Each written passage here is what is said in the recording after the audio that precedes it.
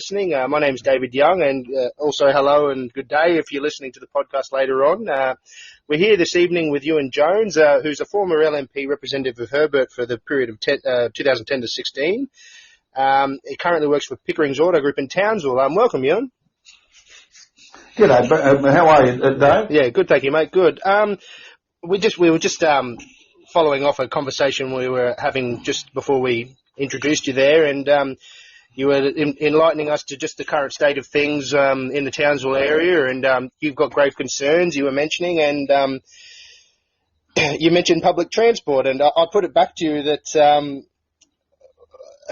how do you feel about the expenditure of things like Cross River Rail in the Brisbane area in the southeast Queensland as opposed to expenditure of public services in Townsville or the greater area of Central and North Queensland for that matter?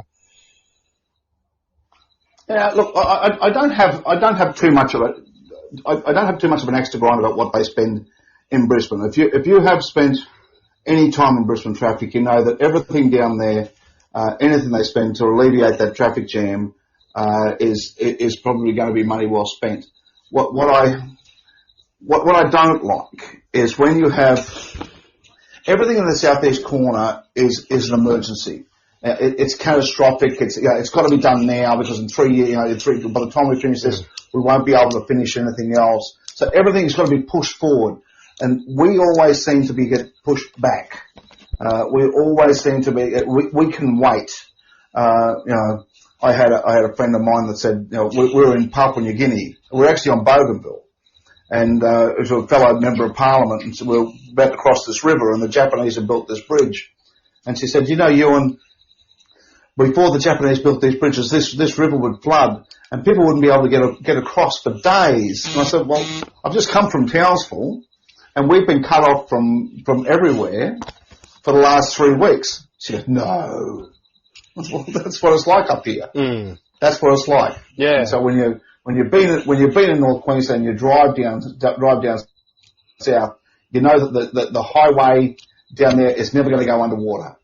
It's built far enough inland. It's built high enough, and you notice that they've got an apron that's more than a car width wide, and we've got an apron that's about the thickness of a biro. Well, yes, and you can only attest to the fact that, some things you can't account for with the weather up here, but there's certain situations where you can, and the basic infrastructure and security of even for logistics, when the expenditure is so concentrated in the southeast, it's like, well, if there's a cyclone and half of the state is inaccessible for basic services and basic logistics, then surely that's something you would want to solve for the benefit of the whole state. Well, I think, it gets me back to why Queensland's different. When I was in Parliament, and I was only in there for 2 years, and two terms, and only one of them was as in government. So on my first term, I learned bugger all because you can't get in to see ministers, and I did reasonably well to get in and make friends with the ministers I did. But when I got in government, you realise that how money is spent and how money is allocated, and we used to meet as rural and regional Liberals.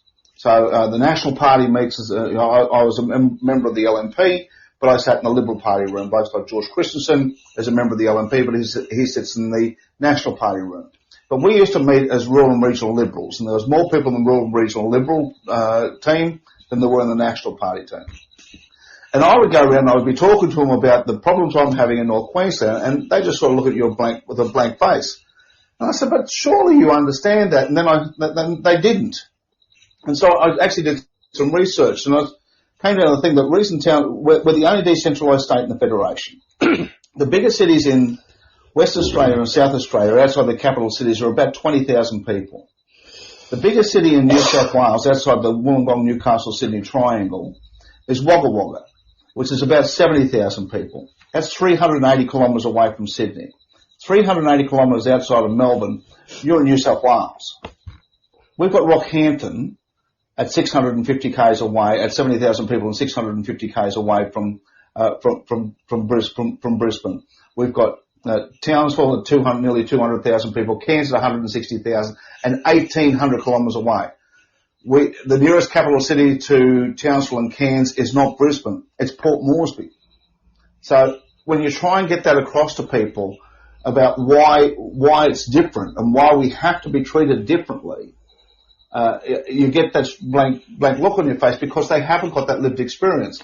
So when you've got when you're trying to talk to public service about how things should be rolled out, it's rolled out the same across the whole country. Everyone gets the same thing, even from state government. The state government uses the same formula as the federal government, even though the state government is based here in Queensland and looking at a decentralised state. We still roll out the work that's to be done and the effort that's to be done the same way that we do. So any business in Australia or New Zealand is a local business. That's the thing that really gets to you after a while. Yes, and people often forget that Brisbane is closer to Sydney than it is to Cairns, and I often remind people up here, and when it comes to infrastructure spending, it's easier for them to go along those lines of, even though we're decentralised, the expenditure might happen in a certain way. From the federal point of view, it doesn't necessarily happen when the expenditure happens from the state government. Oh, I think it does. I think the state government is every bit as guilty as everybody else of what is considered local.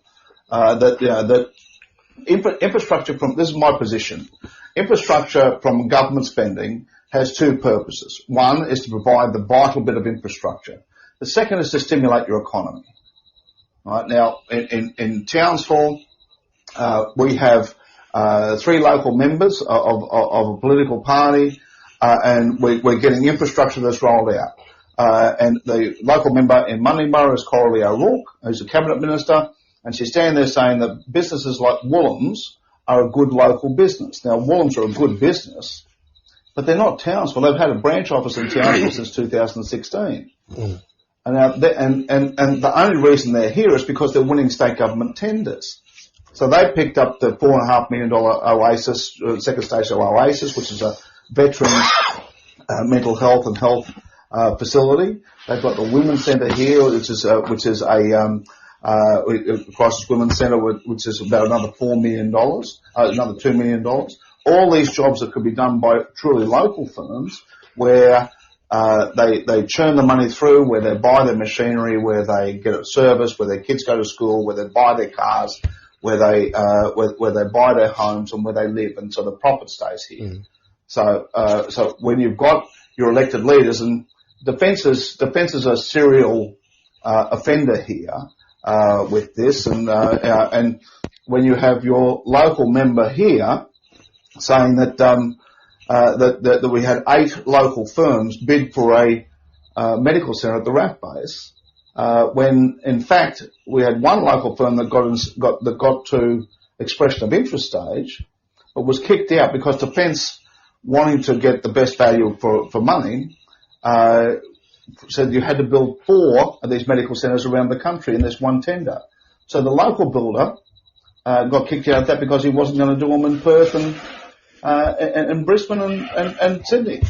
So, so they achieved their aim of getting the work done, but the local guy here misses out on a perfect job.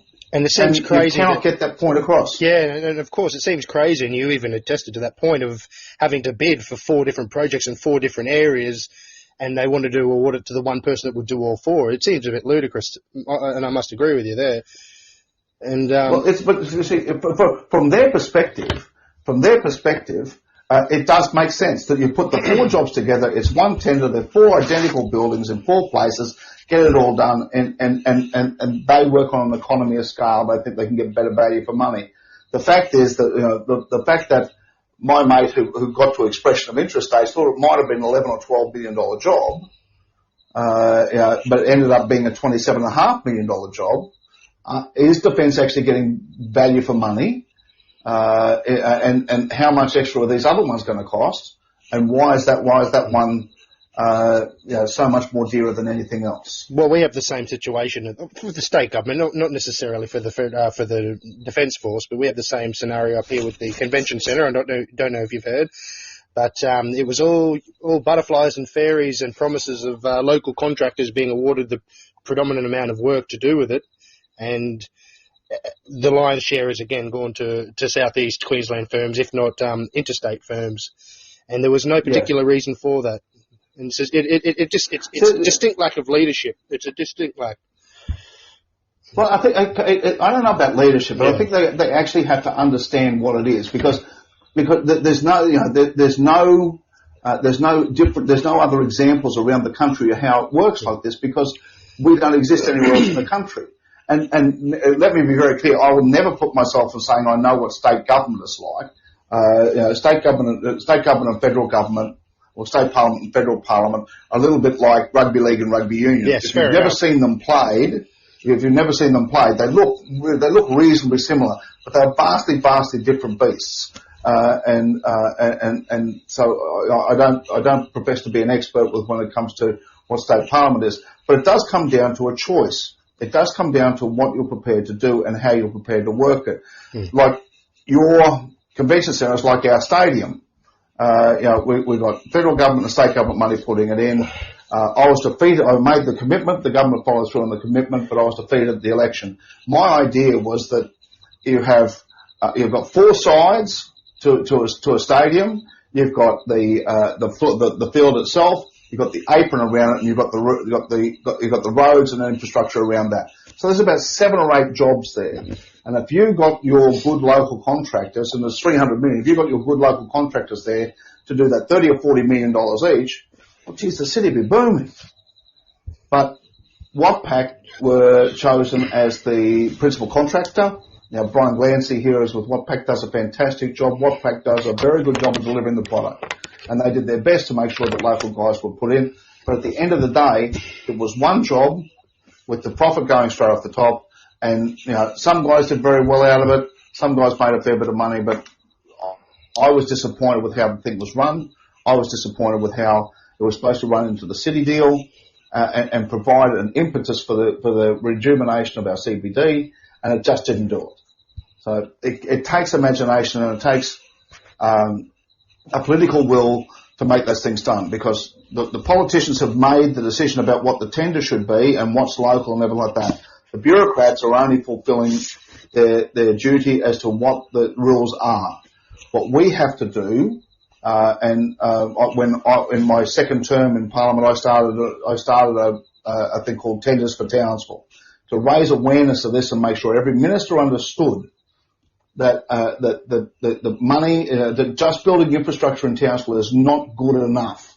That you have to look at who's providing the jobs, where those jobs are going, and if you're going to give it to a tier 1, that means there's very few apprenticeships, there's very little profit remaining in the country, in the city, and you stand at the airport and you wave it goodbye on the aeroplane back down to Sydney. So when it comes to the post-COVID thing, we've got $270 billion in the estimate of defence spending. We've got the Singapore deal that's coming, the Singapore infrastructure that's coming along here. That's $1.2 billion in Townsville.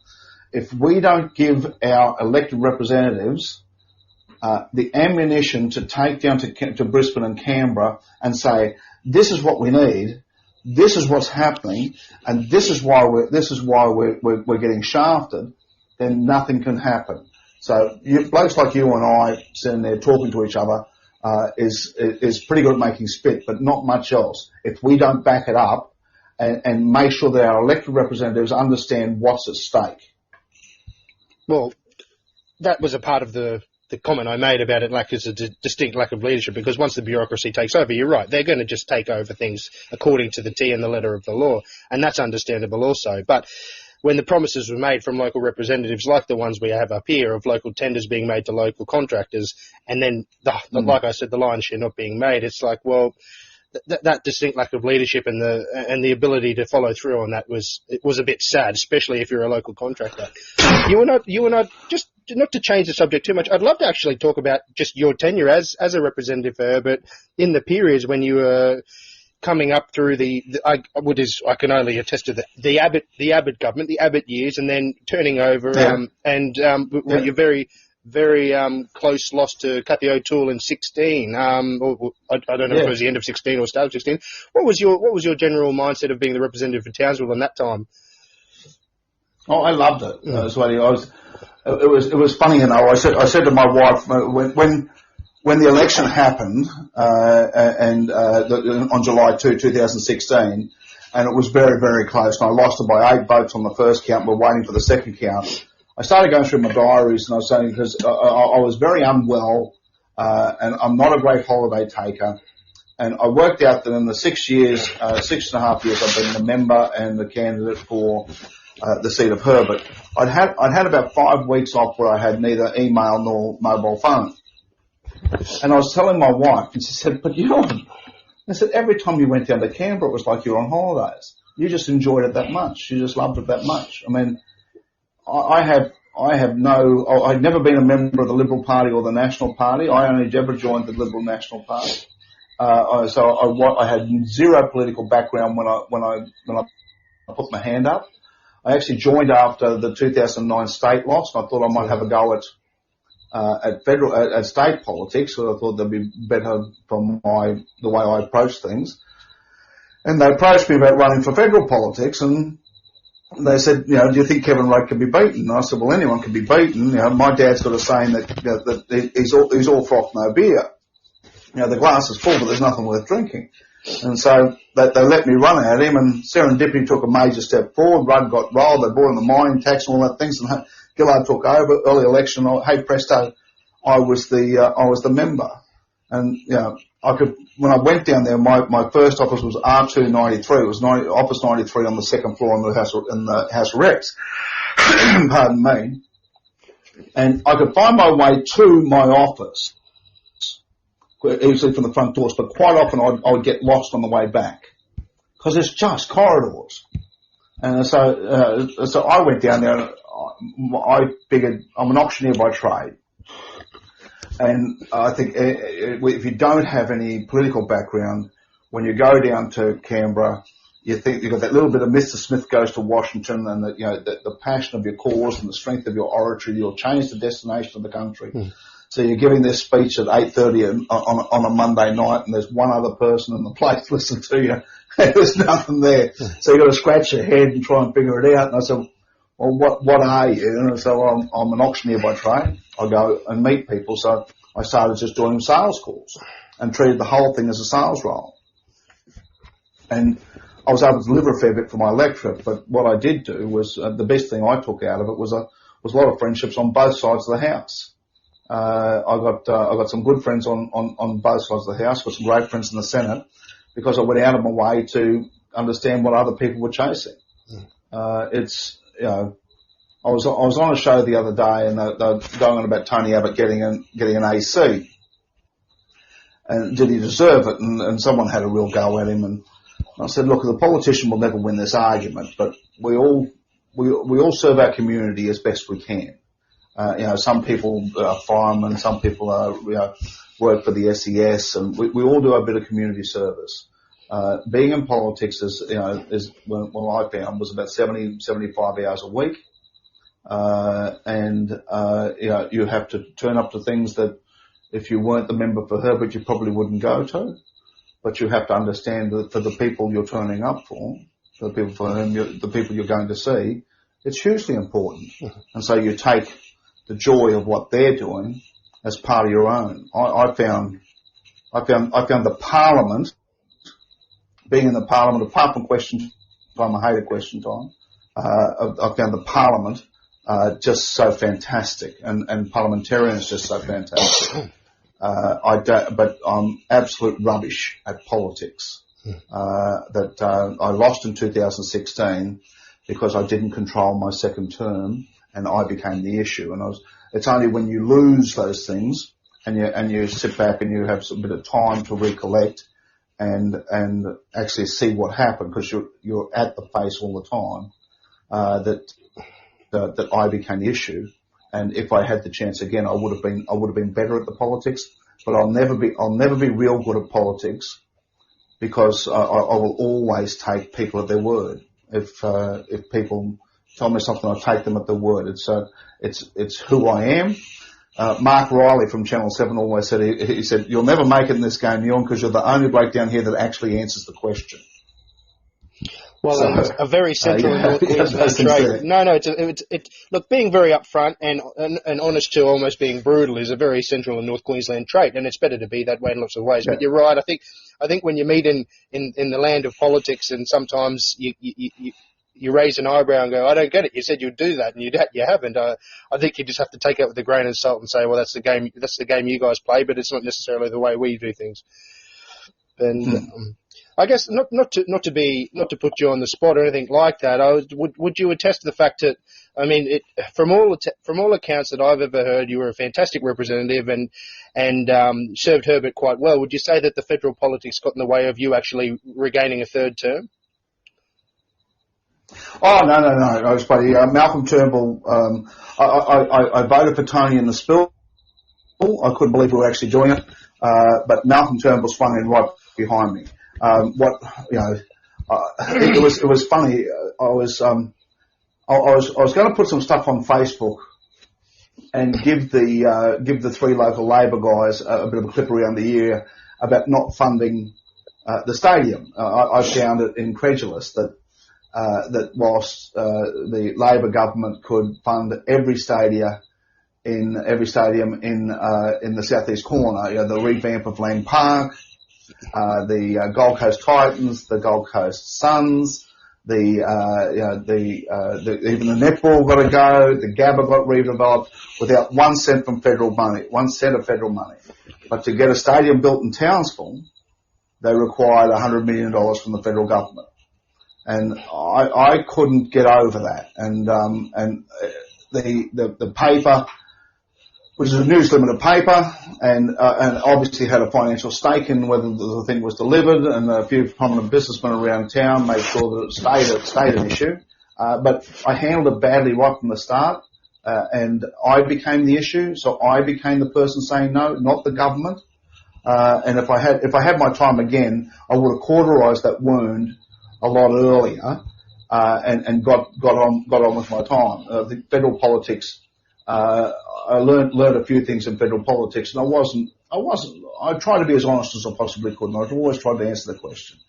But that was, losing an election here, I became the issue, and in politics, if the parliamentarian himself becomes the issue, then you've lost. I had a really good staff around me in my first term, so good that the Federal Secretary of the Liberal Party took one, Tony Abbott took another, as directly out of my office into his office to run his office for him.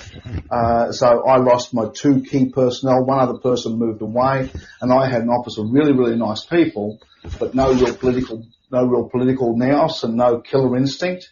And I lost that, and I was the only person sort of driving it. And when you're right at the front of it there, you think you're right, and you're prepared to die in a ditch over it. And it turns out that you're wrong, but you only find out on election night. That's the hard part. You only find out on election night.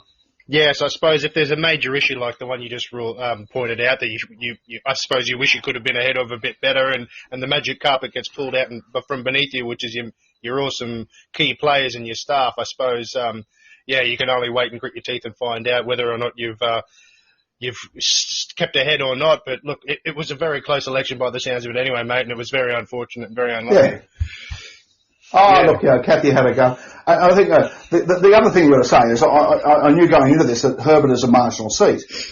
So chances are you're going to get beaten. So getting beaten in an election was, is part of the game. It's a very real possibility. I was bitterly disappointed that I wasn't able to win the seat for Malcolm, because he'd been so bloody brilliant to me.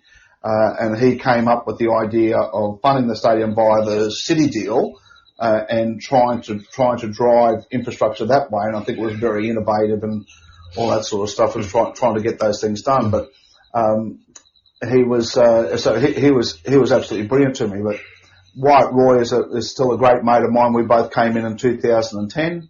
He was the youngest ever, and I always tell him he was the youngest ever and I was the best ever looking.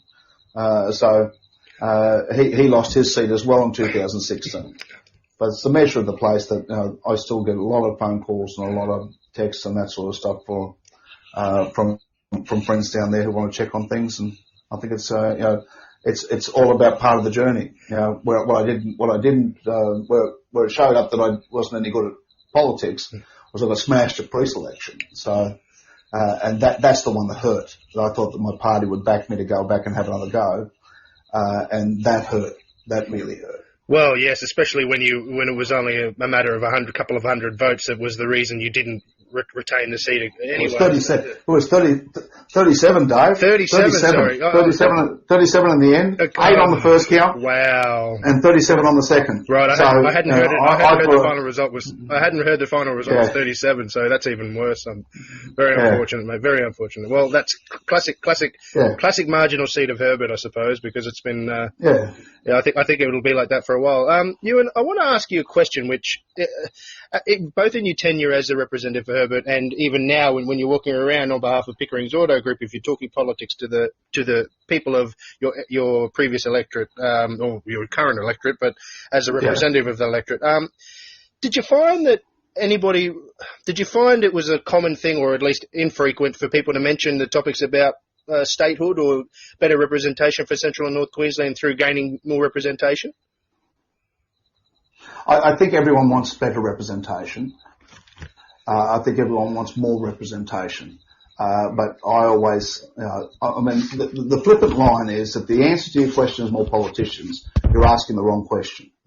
I'm not for a new state, and there's a couple of reasons for that. The number one being, if we become a new state, we will only get 2 senators.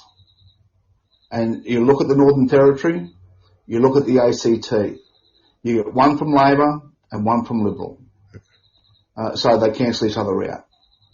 And you give them 6 years. Right. I don't mean to cut you off, but I think Bill's going to want to say a couple of things here. But I don't know where your information pertains to the fact that you think we'll only get 2 senators. I don't know who has told you that. But from all accounts it's in the Constitution. Well, I guess we'll hear from Bill in a moment, because I think he's going to want to retort to this one. Did you want to finish your thought just then, other than the 2 senators point? I think there's also the issue of if you set up the new state. Do you really think that Queensland is going to just give us everything that we've got, or are we going to have to pay them for it and start off the thing with debt and try and work it out? The big thing for me around state governments is there's only one show in town when it comes to raising money, and that's the federal government.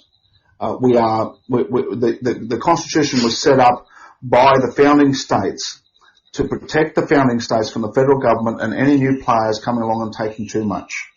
So, and it is so outdated, but as my mate Christian Paul, the Attorney General, says, complaining about Australians complaining about the Constitution is like the Swiss complaining about the Alps.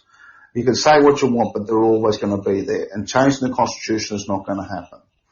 Right. If we set up a new state, how are they going to raise their funds? Because the only government that has the capacity to raise funds, because all the state governments are competing to be the low tax state, they're all competing with each other to do that. So the money's coming from the federal government. That's fair enough. The GST redistribution is the biggest component of revenue for the state governments. That's fair enough. But Ewan, look, if it's okay with you, you've made those 2 points. They're fair enough points. We come across them quite frequently. But Bill, if you're there listening, mate, which no doubt you are, what do you have to say about Ewan on those 2 particular points? One is when it comes to the 2 senators argument, which we believe, and we are quite well informed from people who are experts in constitutional law, when it comes to the senatorial redistribution, once a new state would be enacted through referendum, that 2 senators would not be the case. Most likely it would be 10. But also on the other point that Ewan pointed out there, Bill, what do you have to say? Well, just deal with the first one of the senators first. I mean, the Constitution for a new state basically says that the Parliament, the Commonwealth, will decide on the representation as it sees fit. Now, basically, in regards to the House of Representatives, that's no longer really in the hands of the Parliament. That's in the hands of the Electoral Commission and a thing called the population quota.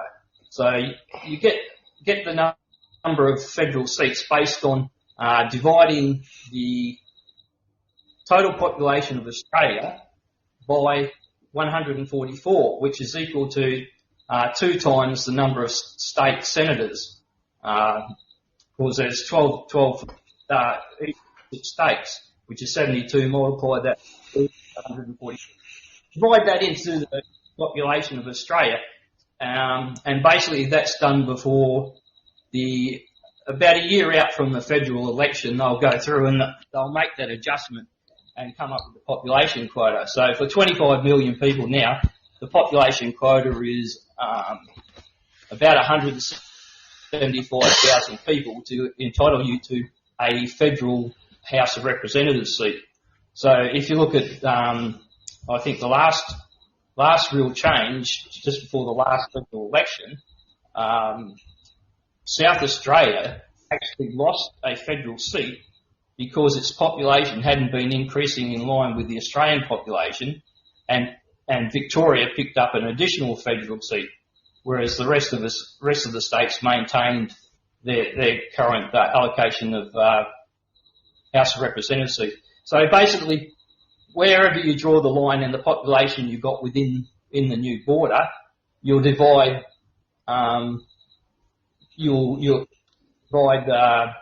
that total population by about 175,000, and that will give you a number of House of Representatives seats you're entitled to. So that's a fixed thing, and basically it only really affects the mainland states because Tasmania, as you know, Ewan, under the Constitution, it was always guaranteed a minimum of 5 lower house seats and always a full suite of senators.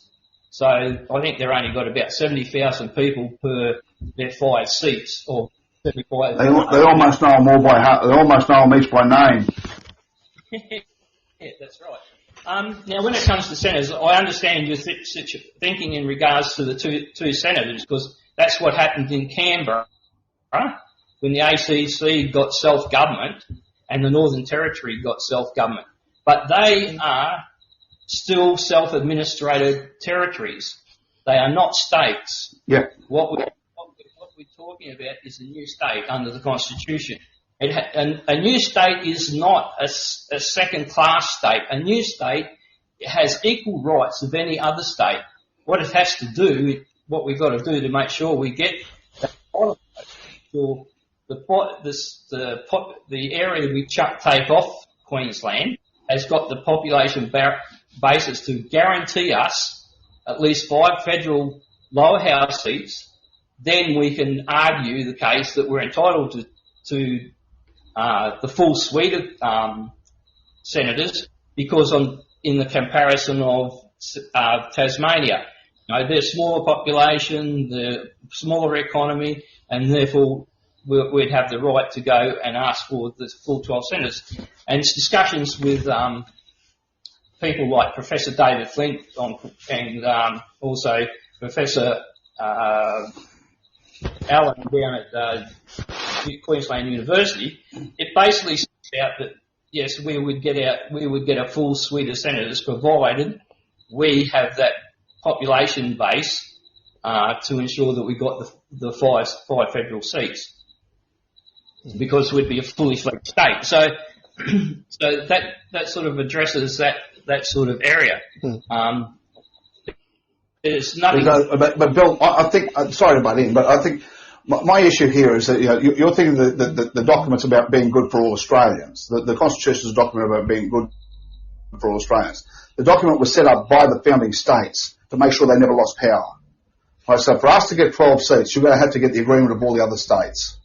What does it matter? How are you going to get them? The only thing we need to do is convince the Queensland Parliament to referendum and see if it wins. The same way as they did in New South Wales in 1965. They forced the Askin government, through their influence on the Country Party, to give the people of New England a referendum, which unfortunately they lost. So it has nothing to do with the rest of the states. If we become a separate state, it's basically us causing the Queensland government to give us a referendum to vote on. and basically, but the only way to deliver that, because the way they wrote in the Constitution is they said it's up to the state government to make that decision. So the only way we can really do it is the same way as they did in New South Wales. A minor party influenced a major party by forming government. That's the Country Party and the Liberals. The Country Party had the policy for a separate state for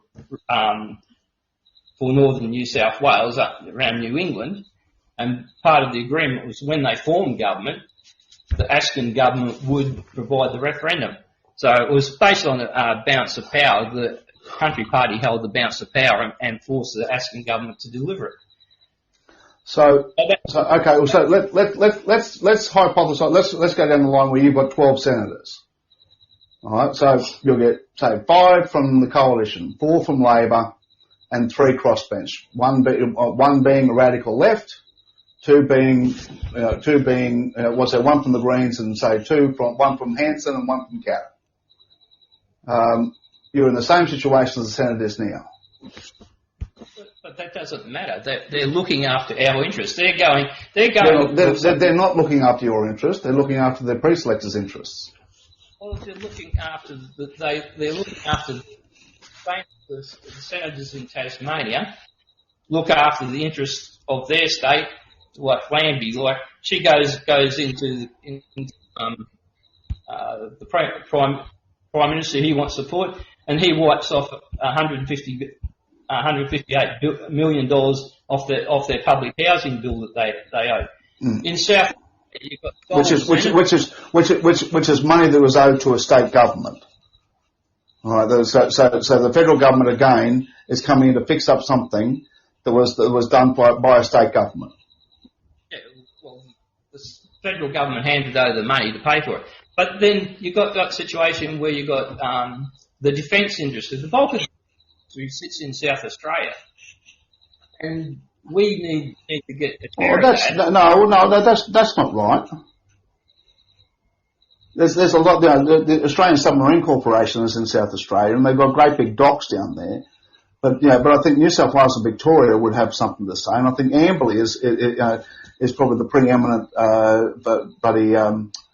Air Force base in the country, and we've got over 6,000 active soldiers in towns like Laverack and a multi-billion-dollar plant here. And you don't forget you've got Darwin and Katherine in the Northern Territory. There's some fairly big stuff around the country. Victoria doesn't miss out. I don't think anyone misses out on defence. Oh, I don't think he necessarily meant the bases, Ewan. I think he meant for ship construction and contracts of that. The ship construction is there because they've got the big docks. No, but wait. If you go back to 2009, Cairns won the air warfare destroyer contract to build three destroyers. Right? Now that contract was won by North NQA to build those 3 destroyers. Now part of that requirement for the contract was the Queensland government had to provide a guarantee in regards to providing certain infrastructure to allow that work to be done in regards to access roads and just general port facilities.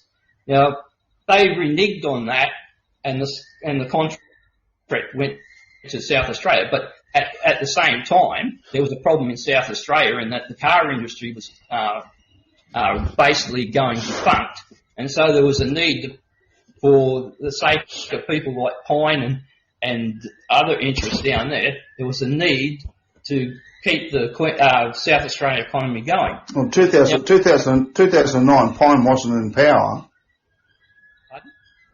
In 2009, Pine was in opposition. No, but not. All right, he was in opposition, but I mean, the car industry was in trouble, right?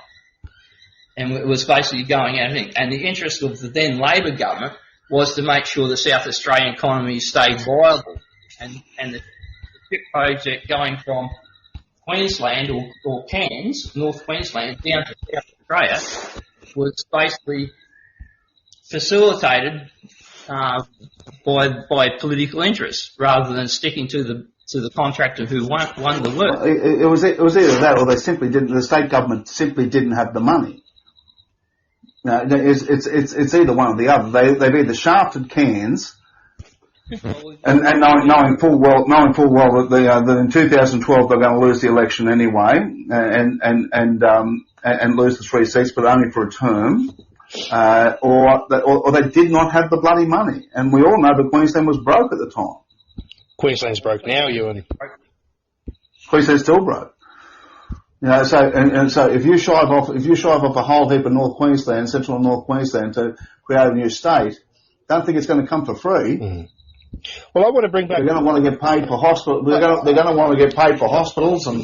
I think we can summarise. All sorts of stuff. We can summarise though is in this, and you are the one that framed it. If there was a scenario where we were to get 10 or 12 senators, would you not agree that there would be a lot more significant and a lot more clout in the Senate for that, and that representation that would afford all the people of 900,000 odd from a fictitious border all the way down south near Bundaberg or Gladstone, that all those people would have significantly more interests looked after with 10 senators instead of the sporadic 2 or 3 that we have currently.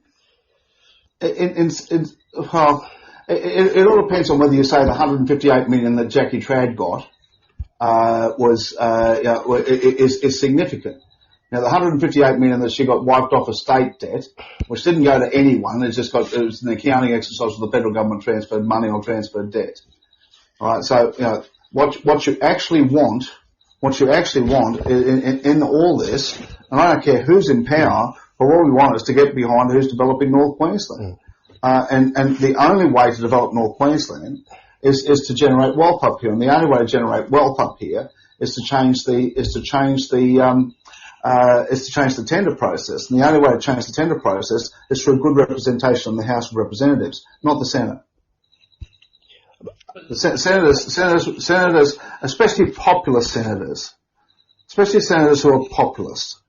You know, in reality, what has Pauline Hanson actually delivered? In reality, what has Jackie Lambie actually delivered?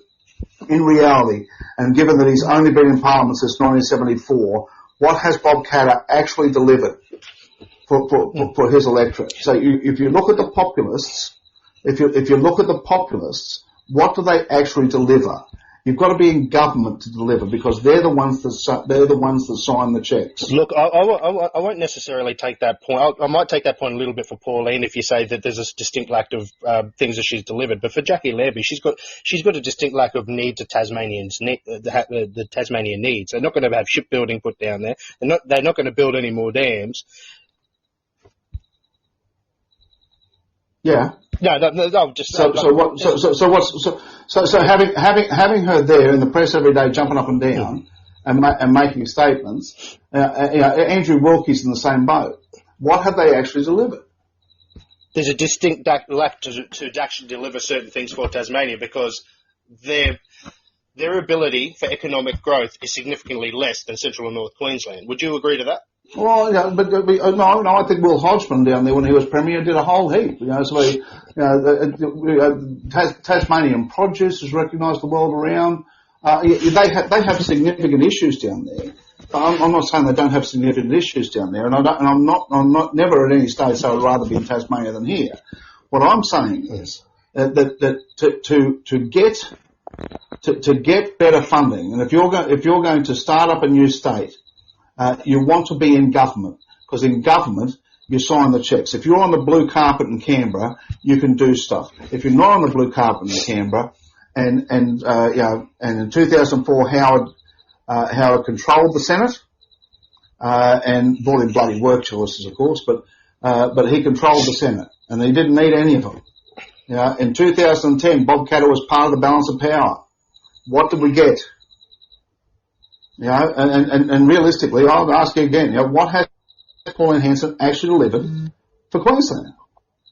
I'll move to Bill, but again, I didn't disagree on the example of Pauline Hanson. You could arguably attest to that one, but with Jackie Lambie and in the situation of Tasmania, I would say they're a little bit different because they do represent different distinct areas. But if you're a populist, you'll stand for whatever if you're a populist and you'll stand for whatever someone says to you. Yeah, that's my policy. If you're part of the major parties, and I would never run as an independent for anything, because I think you have to have that anchor there about what is your central philosophy, right? And the federal government, the federal Liberal Party believes in small business and the individual having the right to pursue excellence in any field. Labor believes in the collective having the right and responsibility. So there's your anchor there. We both want exactly the same things, but I think that I just don't see having a populist senator or having a populist senator or a group of populist senators in Canberra is going to deliver anything for you.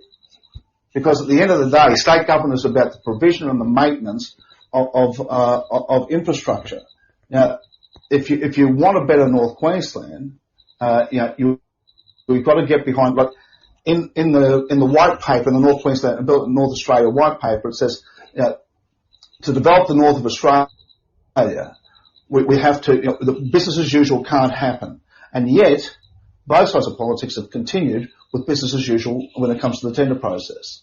And what we have to do is make sure that, because I'm not saying I'm the smartest guy in the world, but can I tell you, when I sat in there with 25 other rural and regional Liberals, I was the only person that got it because I'm the only one up there. I'm the only one down there.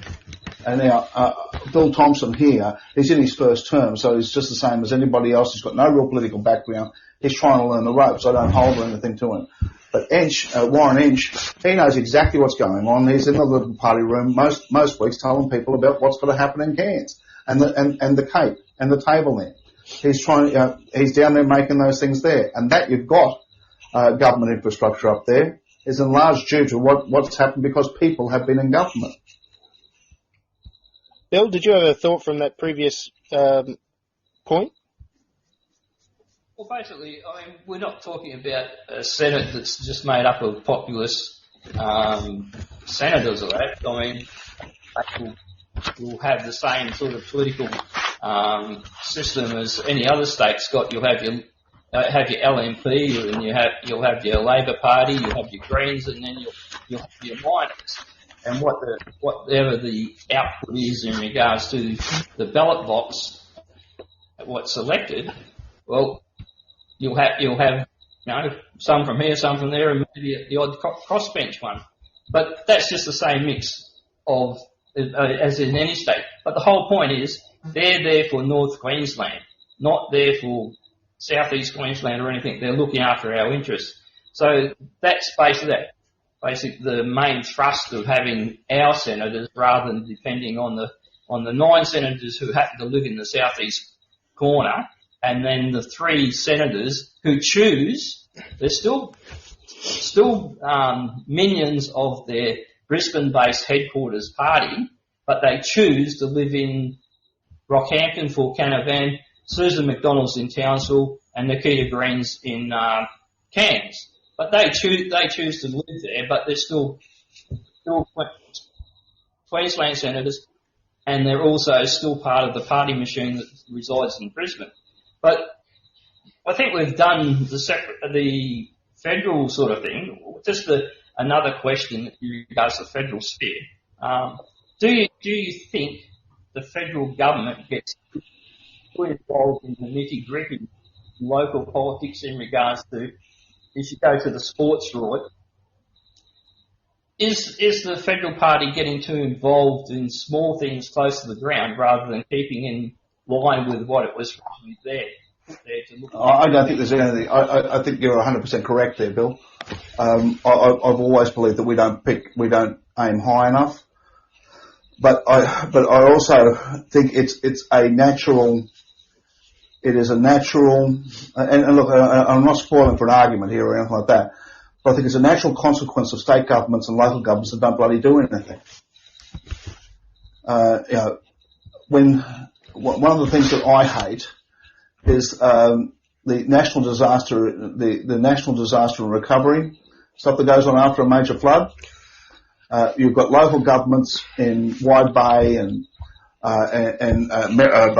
Bundaberg and all sorts of places that are built, that have taken cash from developers, put houses in flood zones, and when the water comes through, they put their hand out to the federal government to say, fix it for us.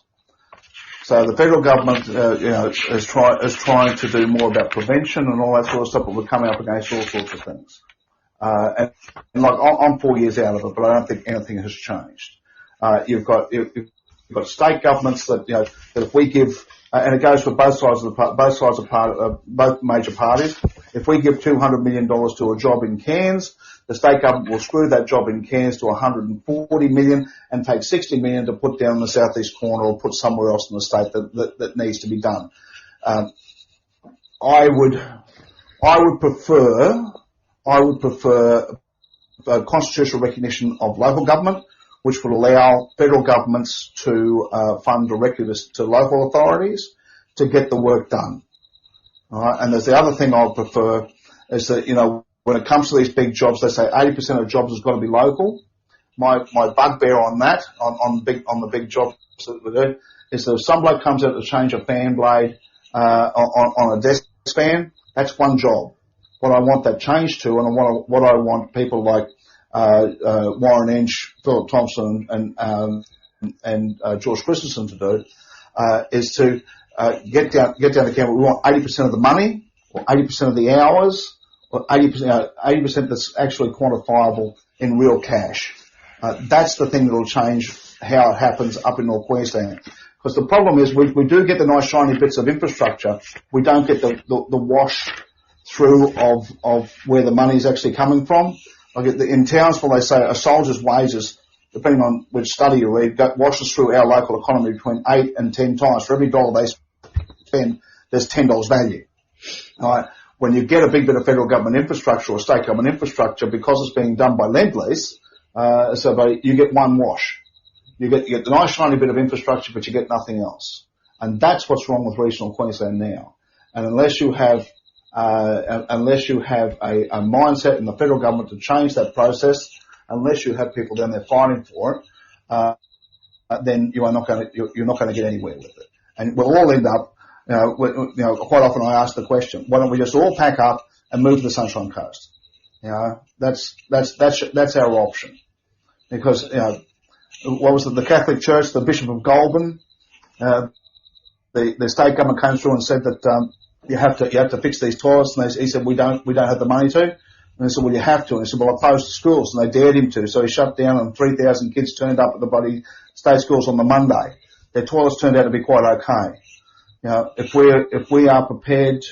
we give them the ammunition to work for it, and we're prepared, business and people are prepared to actually hold people to account, that's how we get the real changes up here. Well, better representation, not more representation.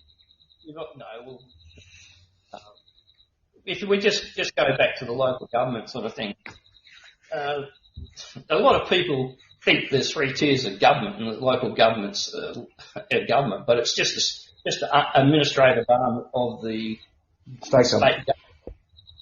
At any time, any state government can, at a stroke of a pen, can just say goodbye and put administrators in and whatever. So they're not a level of government. And we've had a couple. I think we've had a couple of referendums on local governments.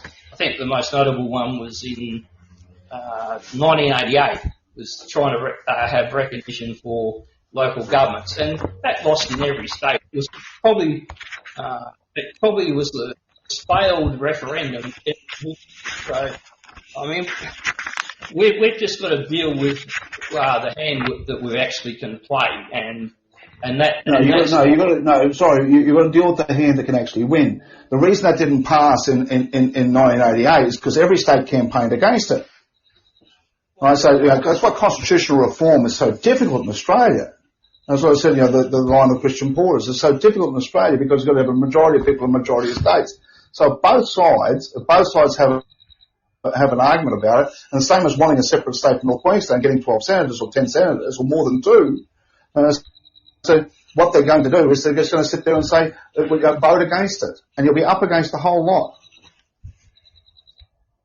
Well, in regards to whether we get a separate state or not, that's simply the vote is basically only resolved by the people within that area. The federal government has to make a case why we shouldn't get the full 12 senators, and if it basically will boil down if they don't give us a fair application in regards to what a state is entitled. Well, I think it will end up in the High Court. But I think we've done the federal government to death, and I think we're approaching an hour anyway, gentlemen. So I guess does anyone have any finishing thoughts while we wrap it up? If I could just say, just a couple of things. For me, it's the tender process and how that's rolled out. If we can't change who's getting the jobs, let's make the money stay here. That's what we've got to do. If we're going to develop the north of Australia, it requires governments at all levels to recognise that we need to develop wealth up here. And if we need to develop wealth, we have to develop capacity. So that's where I think you can actually make a real difference without constitutional reform or without going down the line of a new state. So I think if you can get that done, but my central point of this has always been that we're different. And there are very real reasons why North Queensland is different to the rest of Australia. And that's what we have to get people to take us seriously with. All right, well, just quickly on that point then, Ewen, is what would you say about now, forget the party politics nonsense, just about the policy, what would you have to say about Jason Costigan's NQ first coming up with the royalties for regions sort of policy? What do you have to say about that sort of style of policy? Yeah, I was always about that, and I was saying, Joe Hockey was very, very good to me when I was first elected. He was really good to me. He still remains a really great bloke to me. Texts me every now and then, all that sort of stuff. He said, be careful what you wish for. Because if you're chasing royalties for regions, then I'll give you royalties for regions, but they'll take it somewhere else. They'll take it from somewhere else. I think one of the things that Joe said to me, he said, have you ever watched Yes Minister? I said, yes, love it. He said, watch it again as a documentary. It's not a comedy. It's a documentary.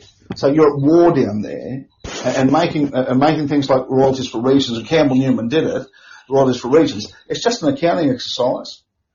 You take it up there, but of course then North Queensland boat registrations go up by we get $150 million from royalties for regions. Boat and car registrations up here go up, and they take 180 million out. It's just a thing. What we've got to have is a method that actually produces wealth and creates our economy and pushes our economy forward. If we do that, because can I tell you, you look around, there's enough money being spent. It's just the profit isn't staying here. The apprenticeships aren't being handed to local people because the big guys don't employ anyone, and they're screwing everyone on price and everything like that. And if you can break it down, that's how you get a better North Queensland, by making sure that the money that the federal government and the state government are actually investing here is actually being spent and kept here. But we know it doesn't because of the way the tender process works. And that's right. Yeah. And with the two-tier buying system, it's disadvantaged a lot of local businesses and that. So the thing is, I don't know. I don't think there's any hope of Brisbane being able to adjust to the fact we are different. I mean, it's the same with the COVID sort of thing. It was a one-size-fits-all, yet we were in a completely different situation. It's just that they haven't got the mindset to be able to look after our interests in the best. I thought that last state election, I thought the result up here, and so I thought the result of the last state election. I think we've finally got to the stage where people in Brisbane think that milk comes in cartons.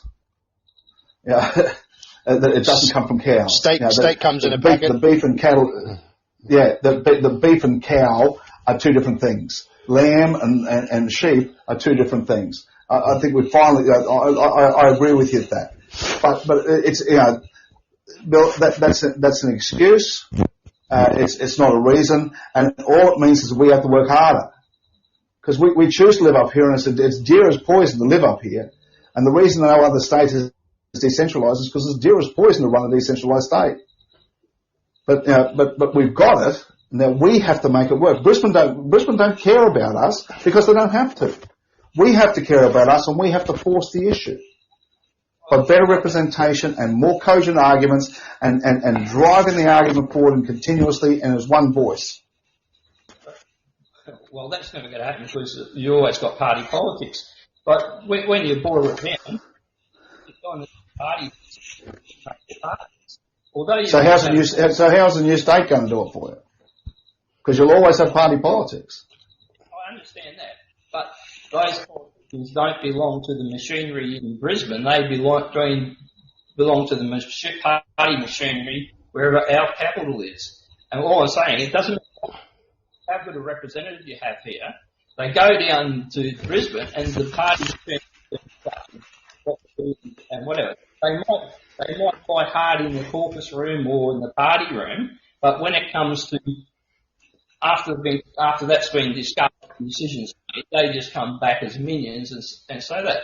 And the reason I basically got involved in this situation is basically the 2016 redistribution review and subsequent boundary redistribution in 2017 created an additional thought. We went from a 89 seat parliament to a 93 seat parliament. Now all those 4 seats were in the southeast corner. Yeah. And because the population of southeast Queensland is growing at a rate of more than twice of regional Queensland, come the next redistribution, which will be due in about 2024, there will be almost another 500,000 people on the electoral roll by then. That will mean that they'll probably have to increase the number of seats again, and all the additional seats will be in southeast Queensland, and we'll be lucky because what will happen is the population quota will also increase. It will be lucky if we hold on to the 17 Central and North Queensland seats. So if we go from a parliament where we've got 17 of 93, which is 18% of the population of the parliament, that's their influence. If we suddenly go to after the next review, we become a 98 seat parliament, and we have 15 of the 98. Our representation continues to diminish.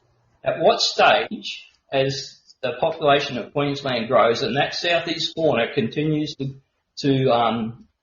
develop a population rate of twice ours, at what point do you say, well, we're 10 of 105, 8 of 120? When does it say that, hey, you're just not going to get represented because the southeast interests are just so overwhelming?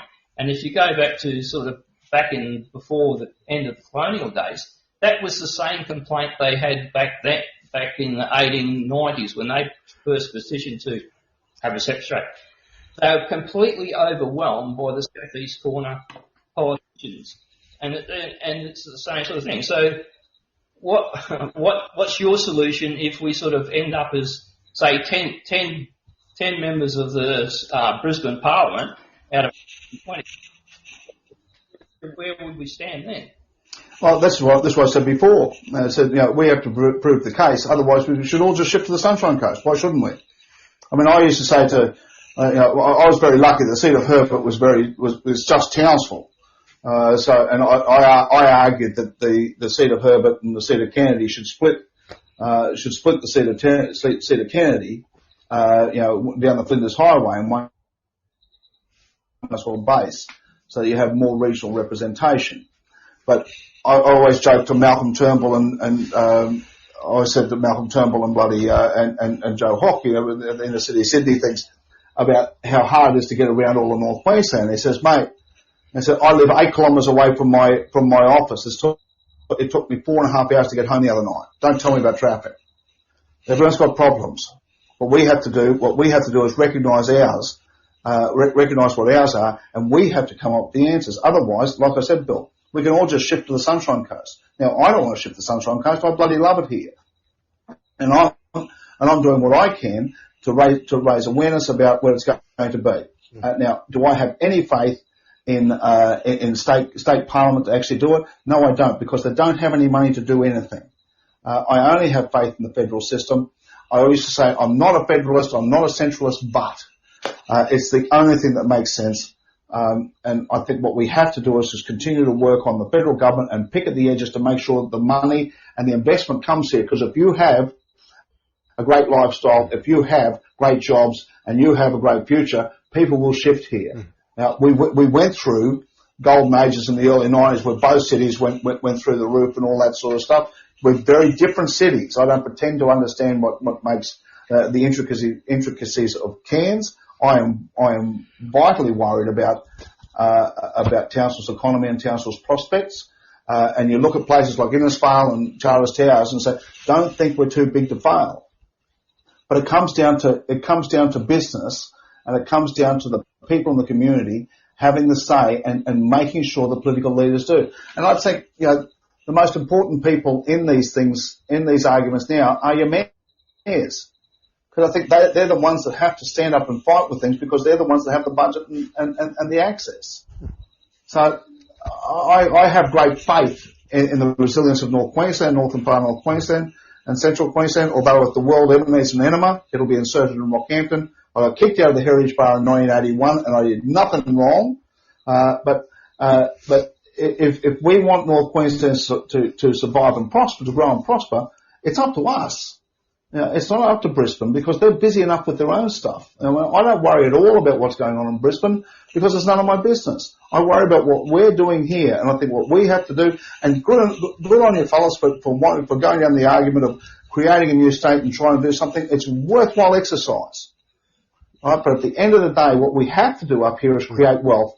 If you create wealth, you create jobs. If you create jobs, you create futures. And if you create futures, you create communities and entire economies that are self-sustaining and growing.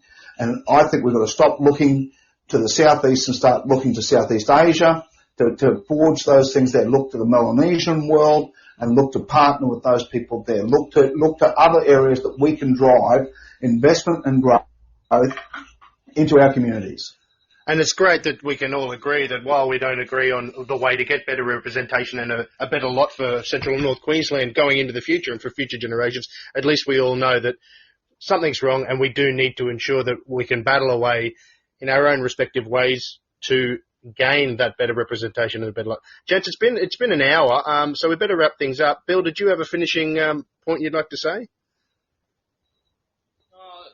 Just one thing. I'd just like to take the opportunity, if I can, to send Ewan some information on a separate state and things like that.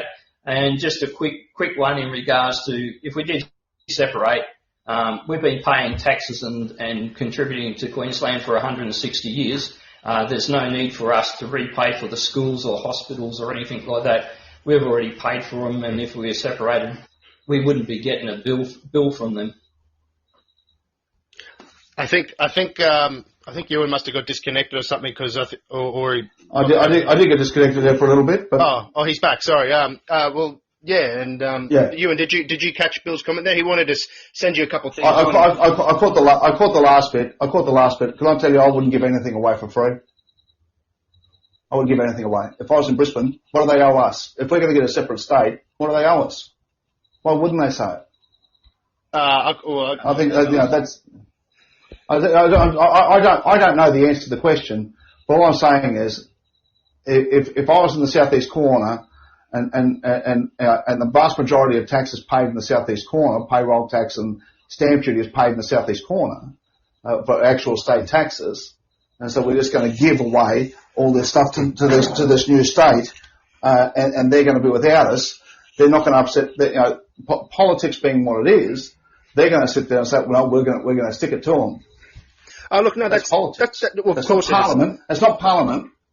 It's not Parliament, and it's not right. But it's politics, and that's the game you're in. No, that's fair enough, and that's a fair point, and it's not going to be an easy ride. And as you said, even in the more localised contractors being awarded work, you got to fight for these things to happen, and it's not going to be easy, even in the current system that you've suggested. But what Bill was asking just before you, and would it be all right if he sent you a couple of emails on the subject of a new state you could just have a look at if you had the time? Yeah. There you go, Bill. So, he's got my email address. He's got my email address. I'm happy to talk. I hope I haven't bored the pants off you, but but I do love a chat. No, I do love a chat, and I do have an opinion. So, and we're very happy to hear it, and we're very thankful for coming on board tonight and having a chat with us. And hopefully, if anyone else is listening later on or over the weekend, they're very interested as well. And thank you for your time, and for having a chat. And you know what? It's also good to hear someone else's opinion, even if they do disagree on whether or not a new state should be enacted. But I'd like to ask you a question, Ewan, as we wrap up. Do you know where the busiest stretch of the Bruce Highway is? Townsville to Ayr. It's actually from the Cairns to Gordonvale stretch of the road, up here. Oh, okay. Yeah, from what I understand. See, no one cares. See, you're talking to someone from Townsville here, mate. I don't care. No, of course you don't, mate. You know what? I hope you see no rain as well, mate. But you guys got dual carriageway everywhere up there. You got dual carriageway everywhere up there. When Steve Bredow was the minister and the local member, you got tons and tons and tons of roads. We're jealous of your roads down here. Well, you got to. So that's what you got to do. We always love having a chat to our northern counterparts down there in Townsville, mate. And it has been a pleasure. Look, since I found that out a little while ago, it's little snippets of information that really make you sink and go, well, what do they complain about traffic down there for? And it's both a horse and cart scenario where it's the population. It's the capacity, Dave. It's the capacity to handle it. It's the capacity to handle it. Of course, you've got old road systems and all that sort of stuff as well. Yeah, exactly. The one thing we don't mind is we've got room for another 2 lanes. But I hate driving in Brisbane. Now I came here from Brisbane in '94. And I could mix the Brisbane traffic with the best of them, but Brisbane traffic scares me now. No thanks, we've got it too good up here, hey mate. It is murder down there. Yeah. Oh, exactly right. Yes, yeah. Exactly right. Well, thanks again for coming on the show, mate, and good evening, gentlemen. And look, if anyone would like to read more on the new state topic or keep up to date with politics and news in North Queensland, you can visit the Facebook page of Yes to a North Queensland State, or likewise bootbrisbane.com. And bootbrisbane.com is obviously a website as well. You can go on there and learn more. And tune in next week. We're not 100% sure on our special guest next Wednesday, but tune in then if you can. And good evening and good night, gentlemen. Cheers, mate. Thanks very much. Thanks you, and thanks again. Good evening, Bill.